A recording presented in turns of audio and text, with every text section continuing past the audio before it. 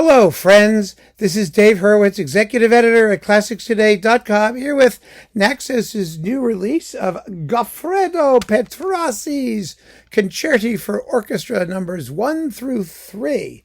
These are marvelous works. The timing on the back is wrong, by the way. I've never noticed 8 plus 8 plus 6 add up to 28 before. It doesn't. But that's not the point. They are remarkable works. Neoclassical, essentially, increasingly avant-garde in terms of their harmonic idiom and sonic and timbral explorations. Really, really fascinating pieces. And you can hear them evolve one after the other. There are 8 in all. And I don't know if this is going to be a series. They were previously recorded by the Netherlands Radio Symphony Orchestra under Arthur Tamayo, and those are very good performances, and they're much better than these. I have to be honest and just tell you straight off. But first, let's talk about the music. The first concerto for orchestra contains no percussion. It's a busily neoclassical work. It dates from 1933-34, which is about the same time that Hindemith was doing his neoclassical stuff, the concert music series. It's quite similar to that. If you know the concert music for strings and brass, or for, piano, winds and harps, all those things, if you know those pieces and enjoy them, you're really going to enjoy this. It's quite similar. Honegger is also not too far in the background of this music. It's quite motoric. It pushes and moves. But what makes Petrassi so interesting, I think, is that he has a very, very keen sense of sonority. His handling of the instruments really sounds like he's discovering them afresh and discovering combinations that haven't been heard before. I mean, they might have been, they may not have been. That's not the point. But they really are remarkably vibrant, impulsive works. And whether you like the level of dissonance, the approach or not, I find them irresistible. I really do, just from a tantalizing point of view, orally speaking.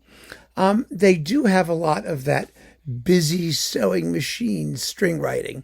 The brass go blah, and the strings go chicka chicka chicka chicka chicka chicka chicka chicka chicka chicka chicka like that. It's very hard to play. It's extremely virtuosic music, and you can tell from the very beginning, quite frankly, in these performances that the orchestra's got issues. I mean, the strings just aren't as together as they need to be. Sometimes the brass and wind chording is not precise enough. It's not great playing. It really isn't. And it's all the more astonishing when you consider that these performances were recorded, I'm looking at the back here, in 2012 and 2013.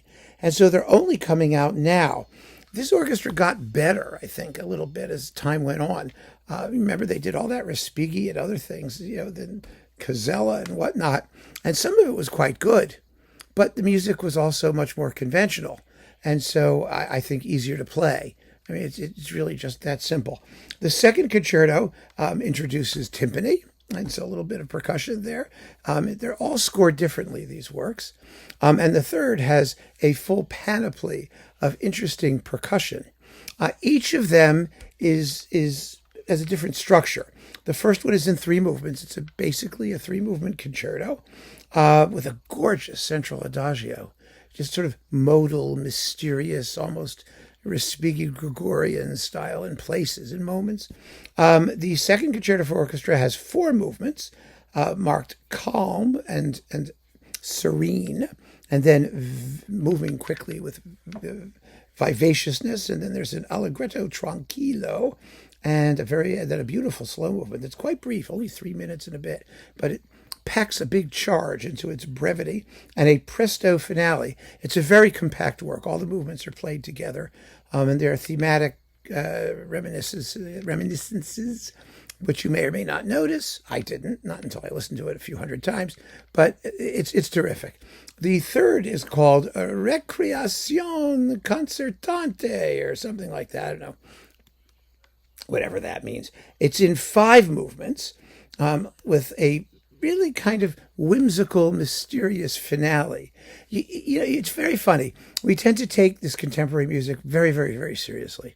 And Petrassi did too. He worked slowly and methodically, and each piece is very finely and carefully wrought. but the mood is often playful. It really is. I mean, if you just sit back and listen to what it says rather than what you think it ought to be saying, or, because it's contemporary and the level of dissonance is high, it has to be full of angst. You find that a lot of the music is actually really kind of jocular in character. Sometimes, not all of it, but some of it. Anyway, it has. My point is that it has a wide range of expression, and if only the performances were better than this. You should hear all 8 of these pieces, and you should have that set with the Netherlands Radio Philharmonic under Arthur Tamayo, which is readily available, and you can download it, and you'll hear the difference immediately between an orchestra that's like well rehearsed and well disciplined and these folk. It's not horrible. It doesn't disgrace the music. I mean, you get a sense of what's going on, but it's just not as good as it should be. And sometimes it's really audibly not as good as it should be. I mean, you don't have to be a Petrassian or a Petrasnik to know that the orchestra is just not top notch ensemble wise. At least it wasn't in 2012 and 2013.